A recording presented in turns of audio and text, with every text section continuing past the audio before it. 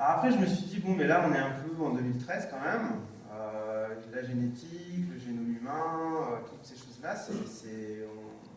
d'un point de vue technologique, on arrive à faire des choses. Donc je me suis dit, pourquoi ne pas transformer la nature? Dans un premier temps, je ne la transforme pas, je l'utilise, j'inscris dessus. Voilà. Et donc, je pourrais aussi travailler sur les gènes. Alors, petite note de côté, c'est qu'aujourd'hui, la technologie arrive à stocker de l'information dans les gènes aussi. Ça, j'ai suivi toute une conférence il n'y a pas longtemps. Il y a des chercheurs suisses là qui arrivent à faire des clés USB qui sont de l'ADN en fait. Et donc, on stocke directement dans l'ADN, des 0 et des 1 aussi, pareil. Et là, ça a une durée de vie d'1 million d'années, puisque l'ADN, c'est finalement l'élément de stockage le plus pérenne en réalité, plus que les arbres, etc. etc.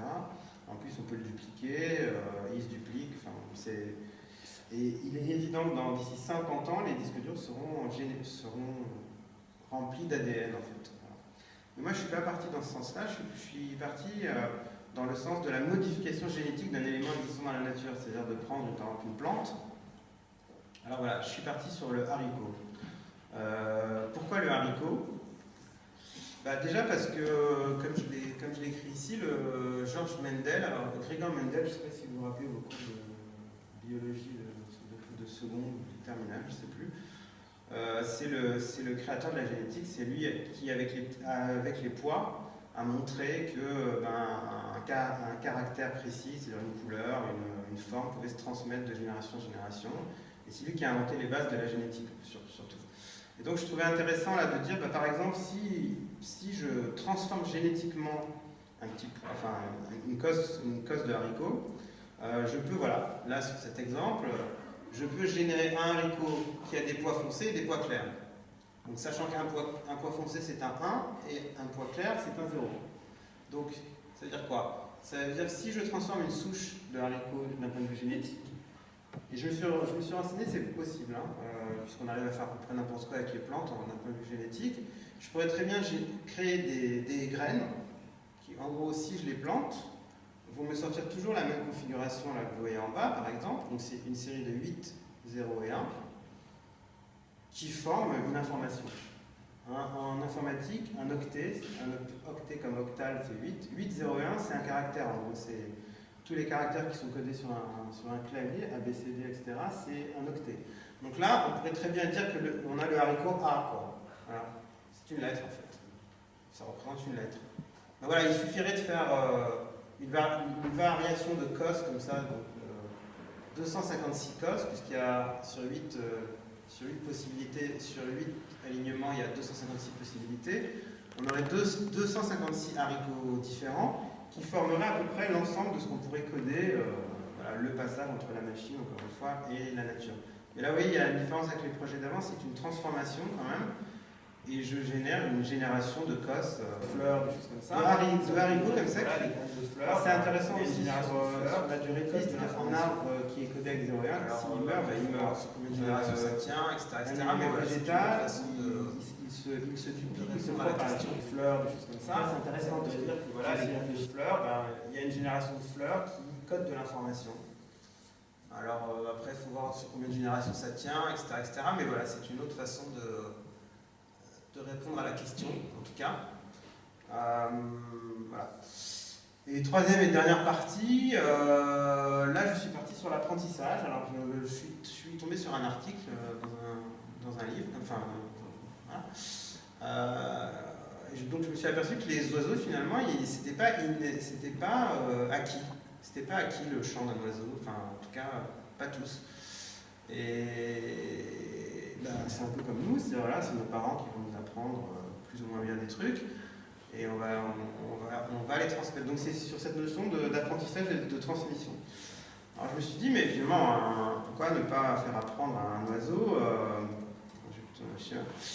pourquoi ne pas faire apprendre à un oiseau le chant du code de la Joconde? Parce que finalement, un chant, voilà, ce n'est rien qu'une onde qu'on peut découper, qu'on peut échantillonner. Et donc on peut faire élément haut, élément bas et réduire ça. Donc voilà, j'ai très envie de travailler avec des oiseaux comme ça et créer une génération d'oiseaux qui aurait ce champ qui transmettrait à leur poussin de la Joconde. Alors là, c'est assez drôle parce que ça voudrait dire qu'au bout de, je sais pas, nous autres, vous êtes en samedi, mais de quelques années, il y aurait toute une génération d'oiseaux comme ça qui aurait en lui et qui transmettrait ce chant sur le chant de la Joconde, du coup. Et si on perd le fichier, il suffirait de choper un oiseau et de le faire chanter, en fait. Et trouver la Joconde. C'est drôle, quoi. Voilà. Alors, après, j'ai fait un truc plus compliqué. Bon, en tout cas, ce que je viens de vous dire, c'est ça. Donc, c'est l'apprentissage d'une séquence binaire en passage binaire, champ, etc. Et après, je me suis posé une question plus tordue, mais ça, je ne sais pas si c'est faisable. C'est faire le contraire, en fait. C'est-à-dire de dire, non, le chant de l'oiseau, on n'y touche pas. Je vais prendre le chant d'amour de l'alouette voilà, le chant d'amour. Je vais le décoder, donc je vais dire, tiens, le chant de l'amour, c'est 1, 0, 0, 1, c'est une suite comme ça, et donc là, je fais du rétro-codage, en fait. Je dis, ce chant-là, ce chant d'amour, c'est une série de 0 et de 1, c'est toujours le même, puisque c'est toujours le même chant. Eh bien, cette série-là, c'est la photo de la Joconde. Et là, c'est plus compliqué, mais en fait, c'est pas impossible. Là, c'est de l'algorithmique. En fait, on a décidé finalement que la photo de la Joconde était codée avec des 0 et des 1 d'une certaine façon. Donc finalement, c'est un programme qui a décidé ça. Hein, c'est un ingénieur un jour qui a dit, ben voilà, le format JPEG, le format TIFF, ou le format Photoshop, il code comme ça, il va mettre tel 0, tel 1, pour quelle couleur, etc. C'est subjectif, j'ai envie de dire. Pourquoi? Eh ben, voilà, c'est subjectif. Donc, on va prendre le champ de l'alouette, on va prendre les 0 et les 1, et on va dire ça, c'est le codage de la Joconde. Et là, c'est encore plus intéressant, c'est-à-dire qu'on transforme finalement l'ordinateur, enfin pas l'ordinateur, mais la programmation, les programmes, pour s'adapter à la nature. Mais pour coder ce qu'on a envie de coder en même temps. On fait juste une équivalence dans l'autre sens, quoi. Alors, je ne sais pas si c'est possible. C'est plus compliqué déjà comme idée, mais je pense que c'est possible. Je pense que finalement, il n'y a pas de raison. Un ordinateur a été créé par des hommes, les programmes aussi. Pourquoi pas ne pas faire ce passage dans ce sens-là. Et voilà. Donc, alors, ce que vous voyez en haut, là, c'est le code binaire de la petite bande là, indienne. Là, c'est le code binaire du manifeste, en fait.